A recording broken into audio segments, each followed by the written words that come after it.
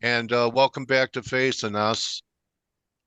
Hope your Good mic is morning. working. Oh, look at that mic is working. Isn't that All something? right. Okay, All great, right. great. So I'm going to show my face because our community's worried about me. I've had headaches for 2 months. So see, guys, I'm a boxer. I could take hits not only in the market, but at times not feeling great physically and still getting the arena to talk to a guy like Anas Alhajji. Thank you. So You are looking great, man. all right, thanks, buddy. So tell us, crude really just has been a grinder higher, and I noticed something. Maybe you could comment on it. That Sure. I there. have I have 3 points to talk about today. I don't have any Okay, slides, but okay, we published three notes on Substack. The first one is on green shoots in the oil market, and I will explain that.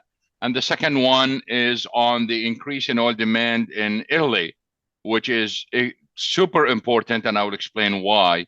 And then I will talk about Saudi Arabia because, as many of your audience know, that the government instructed Saudi Aramco not to expand production capacity from 12 million barrels a day to 13 million barrels a day. Some people are, of course, there are many explanations for that, but I will explain the reality of what happened and the importance of it. So let's okay. start with the first one. All right. Uh, Before I do, I want your comment on this because it's kind of a new relationship that I've seen developing here over, say, since the start of the year. So you see this chart here in us, you yes, see that pattern. So that's WTI. And then look at this. And that's a 10-year yield. And they look pretty similar, don't they? When I'll be an eye doctor. Which is clearer, this or this? I'm an optometrist right now.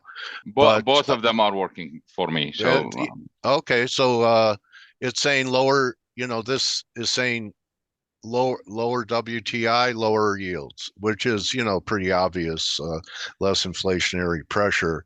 So, have you noticed that relationship between WTI and yields been so I close?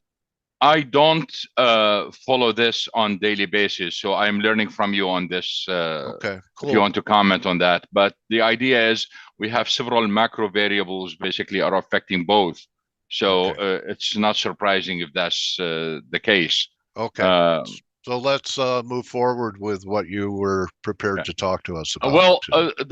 the first issue is we are seeing a large increase in demand in imports, oil imports in India, China, South Korea, the European Union, and some Latin American countries.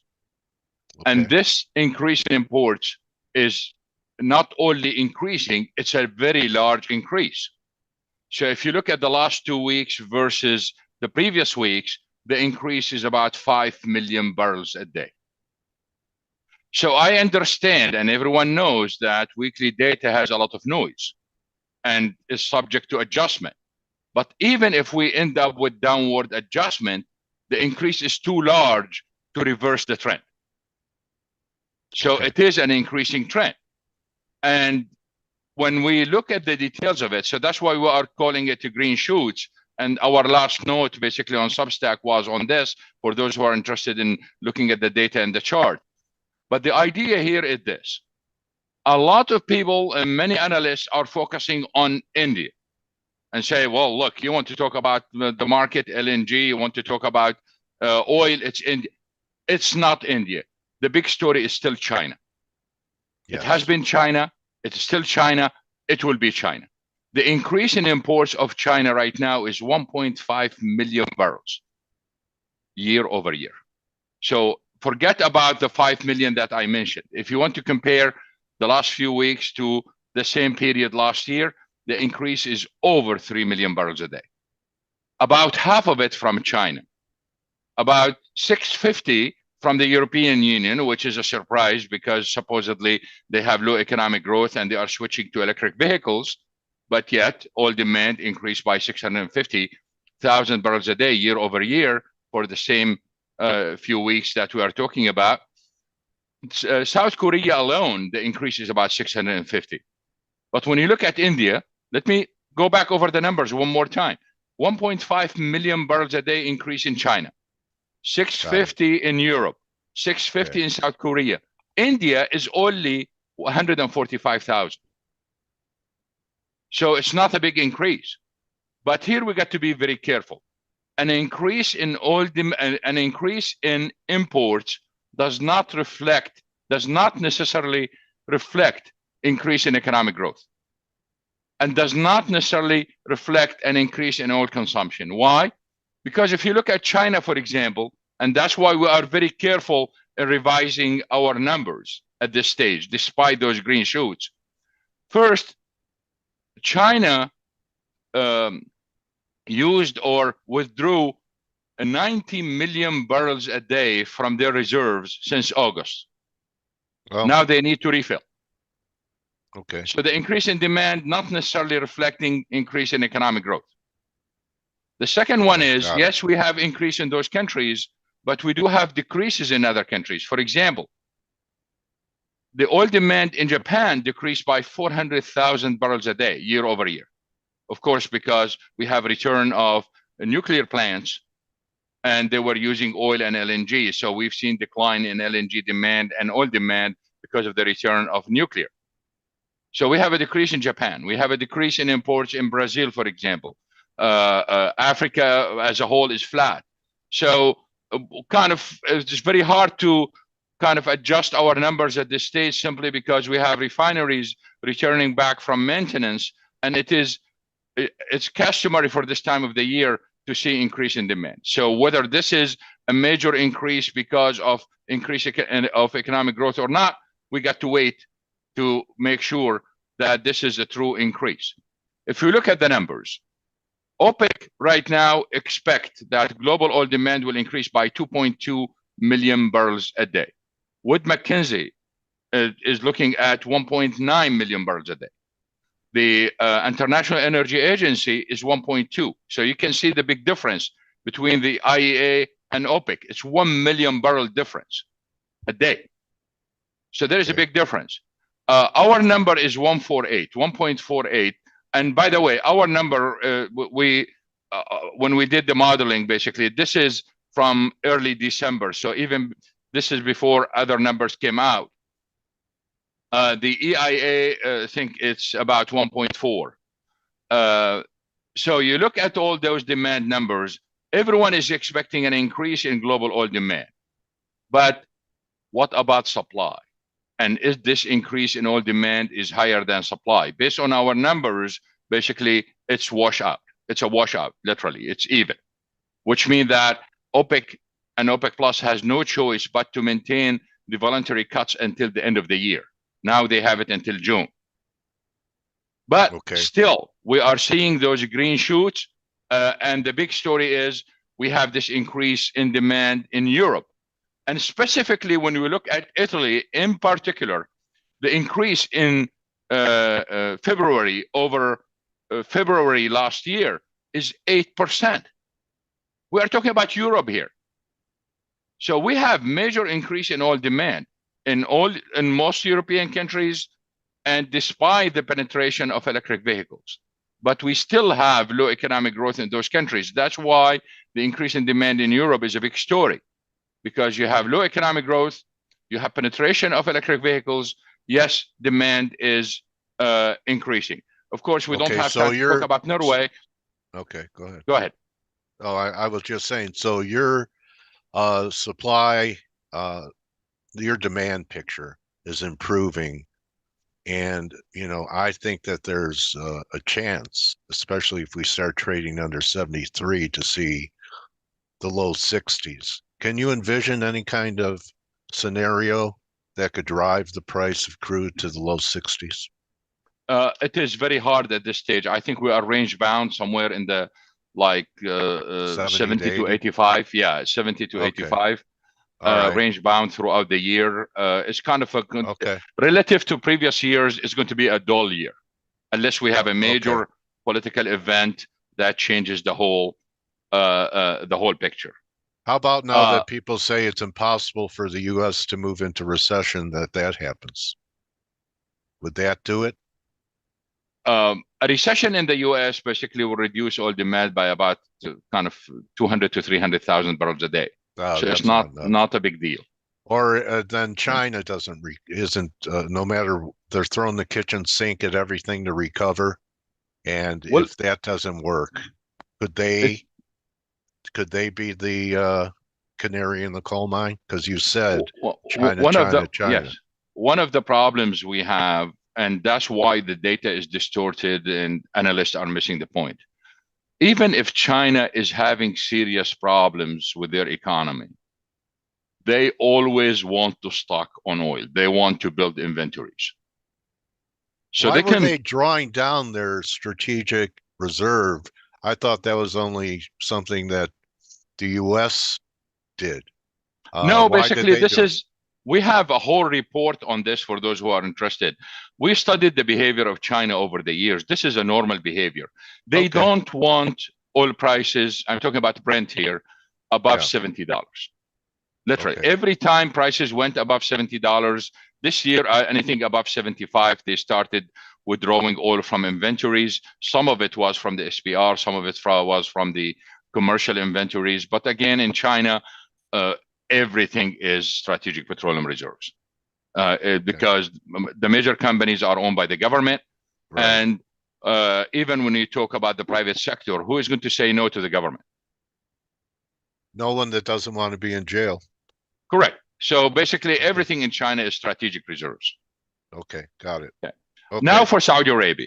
For Saudi Arabia, it is important for people to understand that the decision was made by the government. It instructed Aramco not to go for 13 million barrels a day of production capacity. Their capacity was at 12 million. They decided to go to 13, and now they said no more, we are going to keep 12 million.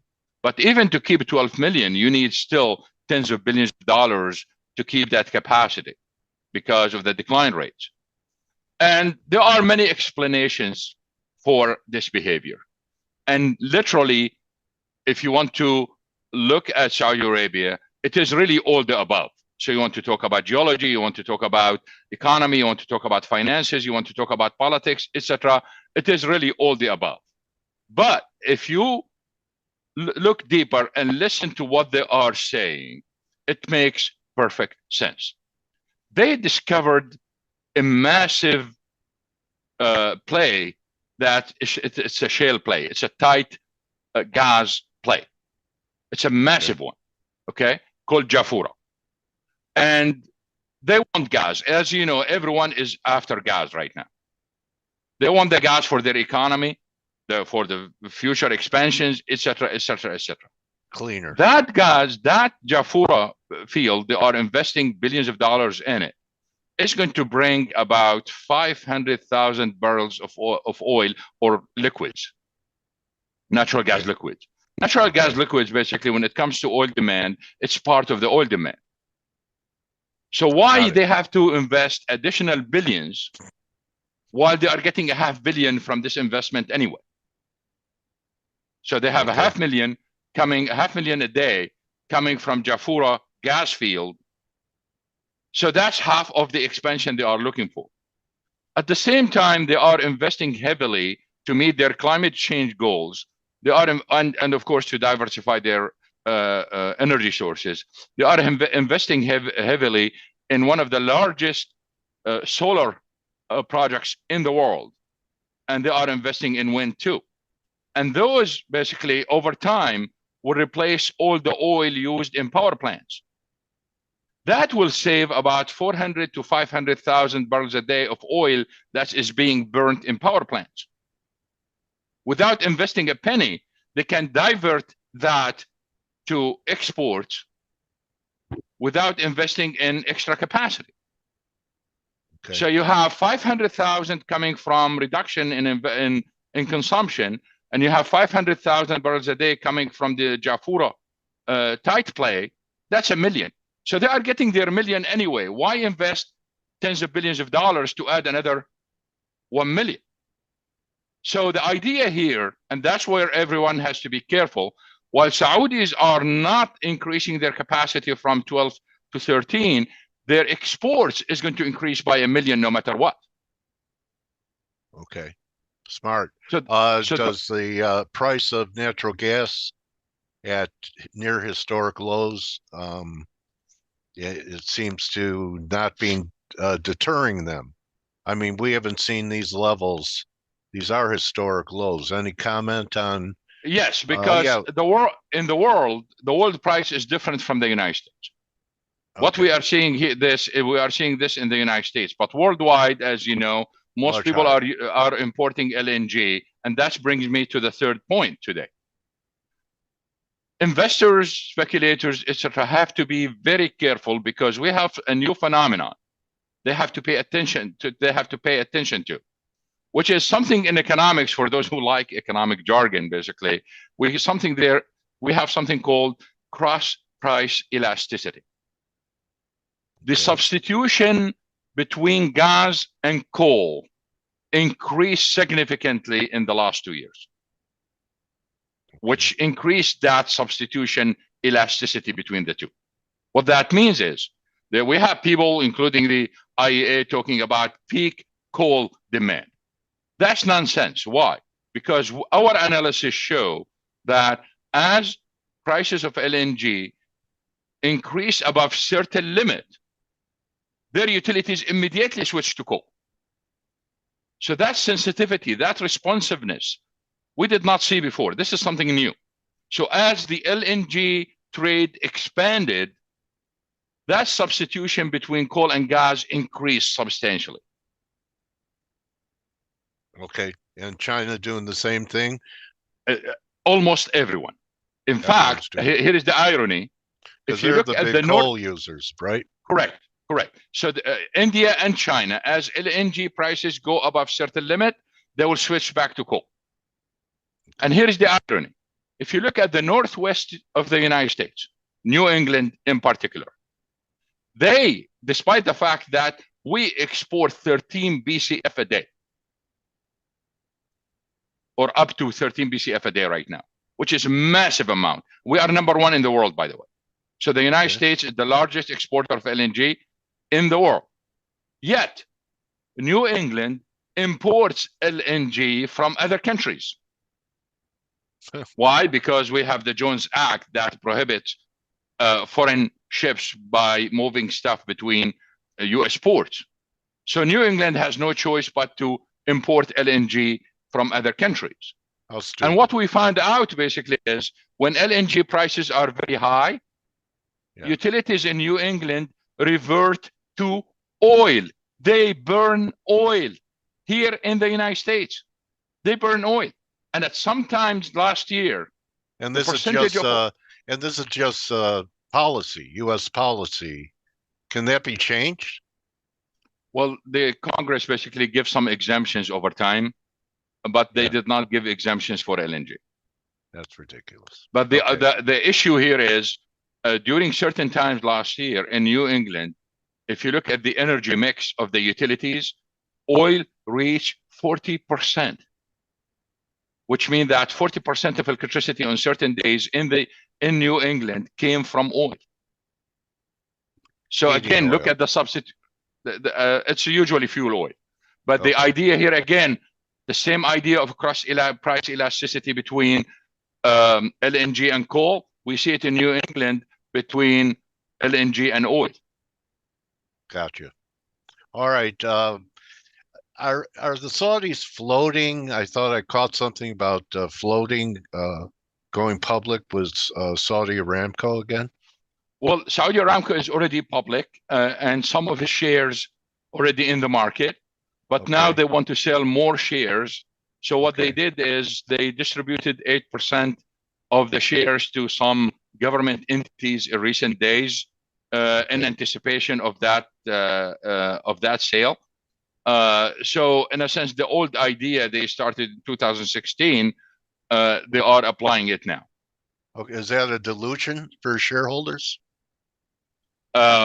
It is very hard to see that given that what they did is, and you see how smart they are when it comes to this, they increase the dividends again. Okay. And Right. so in a sense they are trying to attract people, especially foreign investors, to buy them. So it's very hard to see kind of a decline in shares if they do it, given the increase in dividends recently, despite the fact that profit declined and oil prices are relatively not that high. But they must have had a need for more currency. I mean, that's their printing press.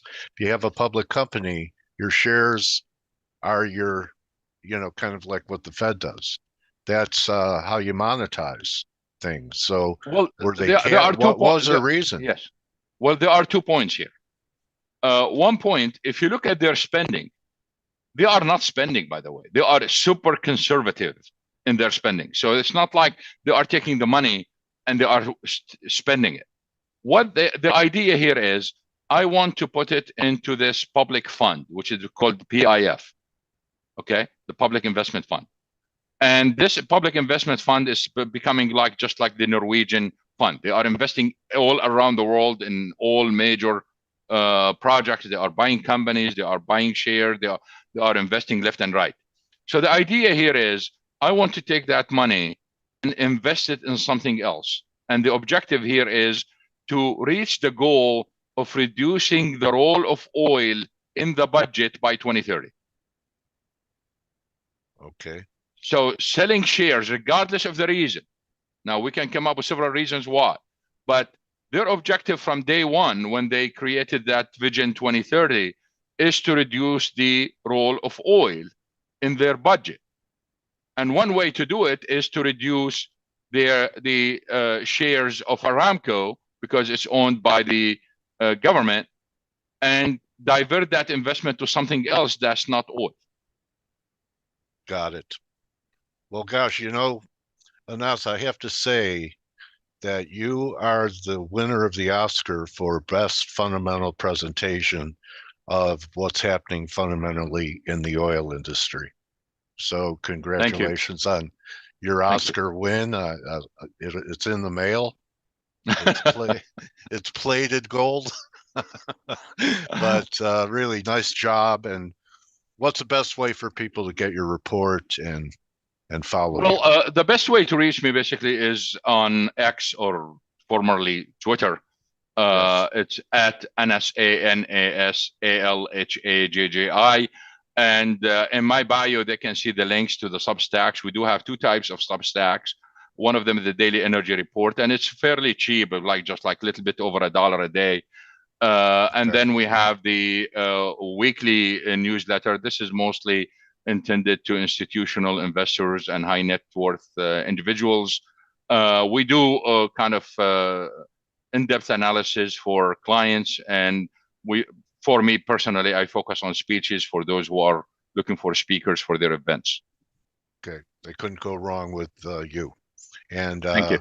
I appreciate over the years you coming here Thank you. and giving people the skinny on what's happening out there geopolitically and economically in the oil patch. So thanks again, Anas. Thank you. All right. Anas Alhajji, everybody. Follow him on X and check it out if you're really interested in the energy patch. He should be part of your intelligence gathering. And that's Thank you very much. Thank you, buddy. And have a great, I don't know if they say it that way, have a great Ramadan. Thank you very much. Just kind of a note on this. When for people who are dealing with people from the Middle East, and especially in terms of business, etc., Ramadan lifestyle changes completely, and most people, especially in the Gulf region, they stay up most of the night, so and they will be asleep most of the day. Okay. So if you are communicating with those people, count for that. Yeah. All right. Thank Anas you. Alhajji, thanks again, buddy. And you could join Brian and K-Man, I believe, on the Morning Edge in about 18 minutes. That's a wrap for me, everyone. Don't just count your barrels, count your blessings. And I'll see everyone for Turnaround Tuesday tomorrow. Adios. and good hunting today. Keep your head down. Adios. Hey traders, this is Blake Morrow with Forex Analytics. Thanks for stopping by our YouTube channel. Don't forget to like these videos, share them, and subscribe to our channel so you don't miss any of the content that we provide here for free. Thanks for stopping by. I'll see you in the next video.